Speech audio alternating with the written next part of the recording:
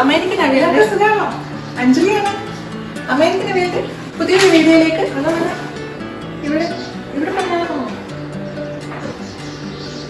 American അവിയലിന്റെ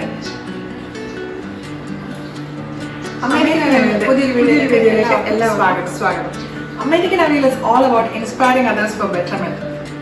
ശരീരത്തിന് ഒരു കൊച്ചു സാക്രിഫൈസ് കൊടുത്തുകൊണ്ട് ആത്മീയമായി വളരാൻ പറ്റുന്ന ഡാനിയൽ ഫാസ്റ്റിംഗ് എന്നൊരു ഫാസ്റ്റിംഗിനെ പറ്റിയിട്ടാണ് ഇന്ന് അമേരിക്കൻ അവിയൽ സംസാരിക്കാൻ പോകുന്നത്. ഡാനിയൽ ഫാസ്റ്റിംഗ് ഇവിടെ മതപരമായ കാര്യങ്ങൾ പറയാൻ പാടില്ല കുട്ടിയെ. ഡാനിയൽ ഫാസ്റ്റിംഗ് ഒരു പ്രത്യേക മതവിഭാഗത്തിന്റെ ഫാസ്റ്റിംഗ് ഒന്നും അല്ല കേട്ടോ. പിന്നെ മതം അതൊക്കെ ഓരോരുത്തരുടെ മനസ്സിലല്ലേ. പാവം ദൈവത്തെ പറ്റി പറയാൻ എല്ലാവർക്കും പേടിയാണ്. We are afraid we'll offend somebody or something. Okay, fine. ഞാൻ ഒഫൻഡഡ് ആവുന്നില്ല. പറഞ്ഞോളൂ, എന്താ ഡാനിയൽ ഫാസ്റ്റിംഗ്? ഒരു ഡയറ്റ് ആണോ?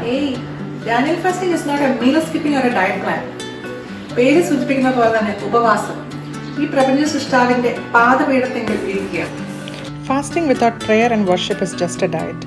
ഏകാന്തത, നിശബ്ദത, അഗാധമായ ദൈവാനുഭവം, അങ്ങനെ ഒരു സെൽഫ് ഡിസിപ്ലിനാണ് ഈ ഉപവാസം അഥവാ ലെസർ ലൈഫ്. ഒരാൾ അയാൾക്ക് ചുറ്റും ഒരു മരുഭൂമി അനുഭവം ഉണ്ടാക്കിയെടുക്കലാണ് ഫാസ്റ്റിംഗ് എന്നും വേണമെങ്കിൽ പറയാം. അനുപാതമില്ലാതെ പരലാളനങ്ങൾക്ക് പിടികൊടുക്കുന്ന ഈ ലോകത്തിൽ മനസ്സിന് കടിഞ്ഞാനിട്ട് തന്ത്രികൾക്ക് ആരോഗ്യപരമായ ഒരു ട്യൂണിംഗ് കൊടുക്കുന്നതാണ് ഉപവാസം എന്നും പറയാം. ഫാസ്റ്റിംഗിലെ വിശപ്പ് ആക്ച്വലി ഒരു ഹങ്കറിംഗ് ഫോർ ഗോഡ് ആക്കി മാറ്റുന്നതാണ് ഡാനിയൽ ഫാസ്റ്റിംഗ്. ഒരു ആത്മീയ യാത്ര തുടങ്ങി ജീവിതത്തിലെ ബഹളങ്ങൾക്കെല്ലാം ഒരു വെക്കേഷൻ കൊടുത്തതായിട്ട് സങ്കല്പിക്കൂ. ശരീരത്തിന് വിശക്കുമ്പോൾ ആത്മാവിന് ഇത് വിരുന്നാണ്. ശരീരത്തിന് കൊടുക്കുന്ന ഈ വിശ്രമം ശരിക്കും ഒരു മരുന്ന് കൂടിയാണ്. ഇത്രയേ ഉള്ളൂ ശരീരം, ഇത്രയേ വേണ്ടു ശരീരത്തിന് എന്നുള്ളതൊരു തിരിച്ചറിവാണ്. ഫുഡിന്റെ ചോയ്സസും എന്നും മനുഷ്യനൊരു ബലഹീനത തന്നെയാണ്. എങ്കിലും കോടാനുകോടി ജനങ്ങൾ പല കാരണങ്ങളാൽ എല്ലാ കൊല്ലവും ചെയ്യുന്ന ഒന്നാണ് ഫാസ്റ്റിംഗ്, ഉപവാസം, നോയമ്പ് മുതലായവ. ഒരാൾ സ്പോണ്ടേനിയസ് ആയിട്ട് സന്തോഷമായിട്ട് സ്വാഭാവികമായിട്ട് ചെയ്യുന്ന ഒന്നാകുമ്പോഴാണ് ഈ ത്യാഗത്തിന് അഴകുണ്ടാകുന്നത്. ശാഠ്യം കൊണ്ടോ നിഷ്ഠ കൊണ്ടോ തപചര്യകൾ അടിച്ചേൽപ്പിച്ചത് കൊണ്ടോ ആവരുത് ഒരാൾ ഉപവസിക്കുന്നത്. It should definitely have a purpose, a God-centered purpose. എന്തെങ്കിലും ഒരു നല്ല കാര്യത്തിന് വേണ്ടി ആവണം ഉപവസിക്കുന്നത്. അല്ലെങ്കിൽ രണ്ടാം ദിവസം തന്നെ ഇതൊരു സ്വയം ഏൽപ്പിച്ച ദുരിതമായി, ഒരു self inflicted suffering or misery ആയി മാറി നമ്മൾ പരാജയം സംബന്ധിച്ച് മാറി നിൽക്കേണ്ടി വരും കേട്ടോ. അയ്യപ്പ സ്വാമിയെ കാണാനായിട്ടും 41 ദിവസത്തെ വ്രതം എടുത്തും ഉപവാസം എടുത്തൊക്കെ ആൾക്കാർ പോകുന്നത് കേട്ടിട്ടുണ്ട്. പല മതക്കാരും അങ്ങനെ തന്നെ. പക്ഷേ it shouldn't be always religious. It's just a longingness for nearness to God. എങ്കിലും ശരീരത്തിന്റെ ഇഷ്ടങ്ങൾ ആത്മീയ വളർച്ചയ്ക്ക് മാറ്റിവെക്കുന്ന വ്രതങ്ങളും ഉപവാസങ്ങളും മതങ്ങളിലും രാജ്യങ്ങളും ചെയ്യാറുണ്ട്. പ്രാർത്ഥിക്കാൻ ആലയമോ ഗോപുരമോ വിഗ്രഹമോ ചിത്രങ്ങളോ വേണ്ട എന്ന് പഠിപ്പിച്ച പ്രവാചകന്റെ അനുയായികൾ ഒരു മാസം മുഴുവൻ 11.5 മണിക്കൂറും ഉമിനീര് പോലും ഇറക്കാതെ നിസ്കരിച്ച് പ്രാർത്ഥിച്ച് നോമ്പ് നോക്കുന്നത് നമുക്ക് അറിവുള്ളതാണ്. പിന്നെ മറ്റ് അനവധി മതങ്ങളിലും ഫാസ്റ്റിങ്ങിനും നോയമ്പ് നോക്കലിനും ഉപവാസത്തിനും പ്രാധാന്യമുണ്ട്. A genuine fast cleanses the body, mind and soul എന്ന് പറഞ്ഞ നമ്മുടെ ബാപ്പുജി ചരിത്രത്തിൽ രേഖപ്പെടുത്തിയേക്കുന്ന മൂർച്ചയുള്ളൊരു ആയുധമായിട്ട് ഫാസ്റ്റിങ്ങിനെ മാറ്റിയതായിട്ടും നമുക്കറിയാം. Fasting is really a weapon. Daniel ഫാസ്റ്റിംഗിൽ തിന്മയ്ക്കെതിരെയുള്ള ഒരു ആയുധം തന്നെയല്ലേ ഫാസ്റ്റിംഗ്? 21 ദിവസത്തെ ഫാസ്റ്റിംഗ് ആണ്. എന്താണ് ഈ 21 ദിവസത്തിന്റെ കണക്ക് പറയാം? പേര് സൂചിപ്പിക്കുന്നത് പോലെ തന്നെ ബൈബിളിലെ ഡാനിയലിന്റെ പുസ്തകത്തിന്റെ ഏടുകളിൽ നിന്ന് ഇൻസ്പയർഡ് ആയതാണ് ഈ ഫാസ്റ്റിംഗ് രീതി. ബാബിലോൺ രാജാവായ നെബൂഖദ്നേസർ ജെറുസലേം ആക്രമിച്ച് ഇസ്രായേൽക്കാരെ ബാബിലോണിലേക്ക് കൊണ്ടുപോയി. ഇസ്രായേലിലെ രാജകുലത്തിലും പ്രഭുവർഗത്തിൽ നിന്ന് കുറ്റമറ്റവരും സുമുഖരും വൈദഗ്ധ്യമുള്ളവരുമായി രാജാവ് തിരഞ്ഞെടുത്ത യുവാക്കളിൽ ഒരാളായിരുന്നു ദാനിയേൽ. കൽദായ ഭാഷയും ലിപിയും പഠിപ്പിച്ച് വിഭവസമൃദ്ധമായ രാജഭക്ഷണവും വീഞ്ഞും കഴിച്ച് 3 കൊല്ലത്തെ പരിശീലനത്തിന് ശേഷം രാജസേവനത്തിന് പ്രവേശിക്കണം എന്നതായിരുന്നു രീതി. ആ ഭക്ഷണക്രമം ശുദ്ധമല്ല എന്ന് തോന്നിയ ദാനിയേൽ സസ്യഭക്ഷണവും ജലവും മാത്രം തന്ന് 10 ദിവസത്തേക്ക് പരീക്ഷിക്കാൻ പറഞ്ഞു. ഈ 10 ദിവസത്തിന് ശേഷം അവർ രാജകീയ ഭക്ഷണം കഴിച്ചിരുന്ന യുവാക്കളെക്കാളും ആരോഗ്യമുള്ളവരും കോമളന്മാരും ശക്തരുമായി കാണപ്പെട്ടു. അവിടുന്നാണ് ദാനിയൽ ഫാസ്റ്റിംഗിന്റെ പ്യൂർലി വീഗൻ ഡയറ്റ് ഉത്ഭവിക്കുന്നത്. പിന്നീട് ഒരു ദർശനപ്രകാരം ദാനിയൽ 3 ആഴ്ചത്തേക്ക് വിലാപം ആചരിച്ച് രുചികരമായ ഭക്ഷണവും മാംസവും വീഞ്ഞും ഉപേക്ഷിച്ച് പ്രാർത്ഥിച്ചു. ആ 21 ദിവസത്തെ സ്വയം എളിമപ്പെടുത്തിയ പ്രാർത്ഥന ആരംഭിച്ച ദിവസം തന്നെ നിന്റെ പ്രാർത്ഥന ഞാൻ കേട്ടു എന്ന് ദൈവം പറഞ്ഞതായി രേഖപ്പെടുത്തിയിരിക്കുന്നു. മാലാഖമാരെ അയച്ച് ദാനിയലിനെ പല സന്ദർഭത്തിൽ ദൈവം പൊതിഞ്ഞു പിടിച്ച് സംരക്ഷിക്കുക തന്നെ ചെയ്തിട്ടുണ്ട്. ഇതാണ് ഫുഡ് ലിസ്റ്റ്. കഴിക്കാൻ പാടില്ലാത്തത്: ഇറച്ചി, മീന്, പാല്, മുട്ട, പഞ്ചസാര, ചായ, കാപ്പി. അയ്യോ, ഭൂമി ഉൽപ്പാദിപ്പിക്കുന്ന എന്തും കഴിക്കാം. ഏത് തരത്തിലുള്ള ഫ്രൂട്ട്സും വെജിറ്റബിൾസും. എണ്ണ ഉപയോഗിക്കാം, കുക്ക് ചെയ്ത് കഴിക്കാം. സ്പൈസസിൻ്റെ കാര്യത്തിലും റെസ്ട്രിക്ഷൻ ഒന്നുമില്ല. പിന്നെ ഹോൾ ഗ്രെയിൻസ് ആണ് കഴിക്കേണ്ടത്. അരിയാണെങ്കിലും ബ്രൗൺ റൈസ് കഴിക്കാൻ ശ്രദ്ധിക്കുക.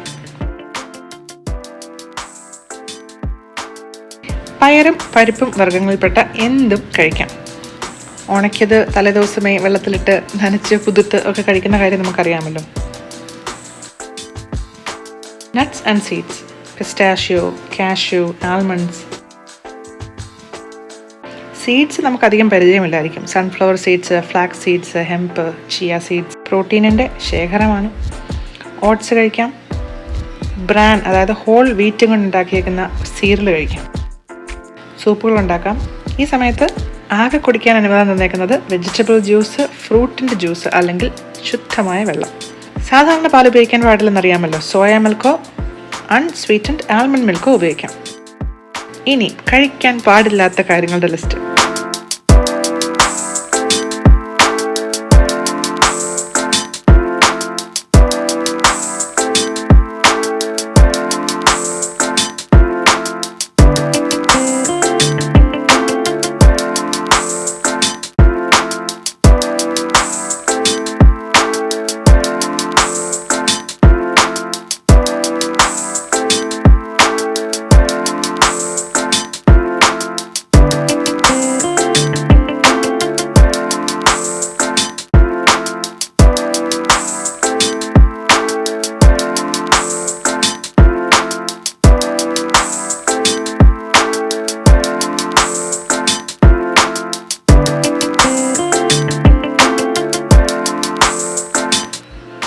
ഇത്രയും പറഞ്ഞത് സഹിക്കാം.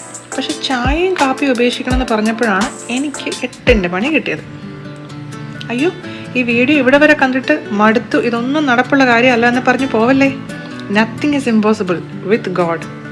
വിശപ്പിൻ്റെ വിളി ഉണ്ടാകുമ്പോഴും വിശന്ന് വലഞ്ഞ് തല വേദനിക്കുമ്പോഴും എന്തുദ്ദേശത്തിലാണ് ഈ ഫാസ്റ്റിംഗ് തുടങ്ങിയതെന്ന് സ്വയം ഓർമ്മപ്പെടുത്തണം. ആ ഗോഡ് സെൻറ്റേർഡ് പേർപ്പസ് കൂടുതൽ പ്രാർത്ഥിക്കാൻ ഒരു കാരണമായി മാറും. ഇന്റർനെറ്റിൽ നോക്കിയാൽ ഡാനിയൽ ഫാസ്റ്റിങ്ങിന്റെ ഒരുപാട് റെസിപ്പീസ് കിട്ടും കേട്ടോ. പക്ഷെ അങ്ങനെ സമയം കളയത്തിൽ അർത്ഥമുണ്ടോ? ആ സമയം കൂടെ let's try to walk with him, be with him, try to listen to his small and subtle voice അല്ലേ. പിന്നെ നമ്മൾ ഫാസ്റ്റ് ചെയ്യുന്നത് ഒത്തിരി അഡ്വർടൈസ് ചെയ്യേണ്ട കാര്യമൊന്നുമില്ല. എങ്കിലും ഇന്റർനെറ്റിന്റെ ഈ കാലത്ത് സോഷ്യൽ മീഡിയയിൽ നിന്ന് നമ്മളൊരു ബ്രേക്ക് എടുക്കുമ്പോൾ കൂട്ടുകാർക്കൊക്കെ മനസ്സിലാവും. അന്നേരം ഇതുപോലത്തെ ചൊറിയുന്ന ചോദ്യങ്ങൾ ചിലപ്പോൾ ഉണ്ടാവും. നിങ്ങൾ ഭയങ്കര ഭക്തിയാണല്ലേ, സ്വർഗത്തിൽ പാങ്ങുന്ന പരിപാടിയായിരിക്കും. Labelling that leads to stereotyping and biases. Society already റിലീജിയന്റെ പേരിൽ പോളറൈസ്ഡ് ആണ്. നമ്മൾ ഇനി അതിനകത്തോട്ട് ആഡ് ചെയ്യേണ്ട കാര്യമുണ്ടോ? പിന്നെ ഫാസ്റ്റിംഗ് ആണോ? ഇപ്പോഴും കണ്ടല്ലോ ഒരു നോയമ്പ് കഴിഞ്ഞത്. ഇതിന് മാത്രം എന്ത് പാപമായി ചെയ്തേക്കണേ. ഇതാണ് public shaming. It's a fasting, not a death sentence. നമ്മളെ ആരെങ്കിലും ഒപ്രസ്ഡോ ഹ്യൂമിലിയേറ്റഡോ ഡി എനർജൈസ്ഡോ ആക്കാൻ ശ്രമിക്കുന്നത് it's kind of a passive aggressive bullying. It stings സട്ട്ലി.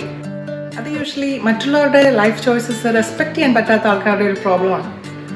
Forget it. പ്രാർത്ഥനയുടെ ഇമ്പോർട്ടൻസിനെ പറ്റി ഞാൻ പറഞ്ഞല്ലോ. പക്ഷേ പ്രാർത്ഥനയെ പറ്റി കൂടുതൽ പറയാൻ ഞാനൊരു മതപണ്ഡിതയൊന്നുമല്ല. ഈ സമയത്ത് ബൈബിൾ വായിക്കാം. നിങ്ങൾക്ക് ഇഷ്ടമുള്ള മതഗ്രന്ഥങ്ങൾ, ഖുറാനോ രാമായണമോ എന്ത് വേണമെങ്കിലും വായിക്കാം. പിന്നെ യോഗ, മെഡിറ്റേഷൻ, അങ്ങനെ എന്തെങ്കിലുമൊക്കെ. എന്ത് പ്രാർത്ഥിക്കണം, എങ്ങനെ പ്രാർത്ഥിക്കണമെന്ന് നിങ്ങൾക്ക് തനിയെ തീരുമാനിക്കാം. അത് നിങ്ങളും നിങ്ങളുടെ ദൈവവും തമ്മിലുള്ള ഇഷ്യൂ. എങ്കിലും ദിവസവും ഒരു സ്കെഡ്യൂൾഡ് പ്രെയർ വിത്ത് ഗൈഡൻസ് നല്ലതായിരിക്കും. അതിനൊക്കെ സമയം കണ്ടെത്തുവാൻ തീർച്ചയായിട്ടും സോഷ്യൽ മീഡിയയിൽ നിന്നും ഒരു ഫാസ്റ്റിംഗ് ബ്രേക്ക് വേണ്ടി വരും. ചില ഭക്ഷണങ്ങൾ കഴിക്കുന്നത് ഒഴിവാക്കുന്നത് മാത്രമാക്കി ഇതിനെ ചെറുതാക്കാതെ ദേഷ്യം, പക, വിരോധം, പരിഭവം എന്നിവയിൽ നിന്നൊക്കെ ഒരു ഫാസ്റ്റിംഗ് ട്രൈ ചെയ്ത് നോക്കാവുന്നതാണ്. ചുരുക്കി പറഞ്ഞാൽ to abnormally put God first. നല്ല ചിന്തകളും വിചാരങ്ങളും കൊണ്ട് ആത്മാവിന് നല്ലൊരു റീഫില്ലിംഗ് കൊടുക്കുക. മനസ്സിലെ എല്ലാ ആഗ്രഹങ്ങളും സാധിച്ചു കൊടുക്കാതെ വിൽ പവർ കൂടുതലുണ്ടാക്കുക. അപ്പോഴല്ലേ നമുക്ക് ഒത്തിരി ദേഷ്യം വരുമ്പോൾ ക്രമാതീതമായി ദേഷ്യപ്പെടാതെ കൊലപാതകളൊന്നും ആകാതിരിക്കാൻ പറ്റുള്ളൂ. Virtue always stands in the middle. എന്തിനോടും പുലർത്തേണ്ട മിതത്വം എന്ന അപൂർവ ചാരുത അത് സ്വന്തമാക്കാൻ ശ്രമിക്കാം. വേറെ ഒരുപാട് ഹെൽത്ത് ബെനിഫിറ്റ്സും ഉണ്ട്. വേണ്ടെന്ന് വെച്ചത് പല അടിമത്തങ്ങളാണെന്നും അതിൽ നിന്നുള്ള മോചനം ഒരു വലിയ അക്കംപ്ലിഷ്മെൻ്റ് ആണെന്നും തിരിച്ചറിയുമ്പോൾ കിട്ടുന്ന ആ സ്വാതന്ത്ര്യവും സൗഖ്യവും സന്തോഷവും ഒരു പുതിയ ഉണർവ് തന്നെയാകുന്നു.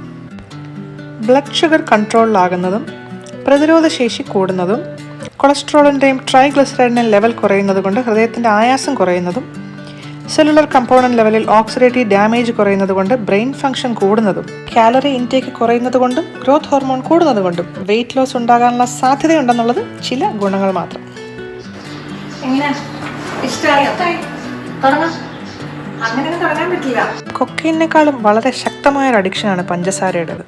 ആ ബോണ്ടേജ് പൊട്ടിക്കുക എന്ന് പറയുന്നത് വളരെ പാടാണ്. So let's be prepared and ready. അവൻ്റെ കൂടെയുള്ള നടത്തയിൽ ദിവസവുമുള്ള ഡിവോഷൻസ്, അനുഭവങ്ങൾ, കേട്ട ടോക്കിൽ നിന്ന് ഉൾക്കൊണ്ട പാഠങ്ങൾ ഇവയൊക്കെ എഴുതി വെക്കാൻ ഒരു ജേർണൽ കരുതാം. ഏത് യാത്രയിലും എന്നതുപോലെ ഈ ആത്മീയ യാത്രയിലും കൂട്ടുണ്ടെങ്കിൽ നല്ലതാണ്. പക്ഷേ ഉള്ള കൂട്ടുകാരെ വെറുപ്പിക്കാതെയും ശ്രദ്ധിക്കണം. അപ്പൊ എങ്ങനെയാ? വീഡിയോ അമേരിക്കൻ അവിയലിന്റെ ഈ വീഡിയോ എല്ലാവർക്കും ഇഷ്ടമായെങ്കിൽ ദയവ് ചെയ്ത് ലൈക്ക് ചെയ്യുക, സബ്സ്ക്രൈബ് ചെയ്യാനും മറക്കണ്ട. ഇനിയൊരു വീഡിയോ വരുന്നതുവരെ അമേരിക്കൻ അവിയലിന്റെ നന്ദി, നമസ്കാരം.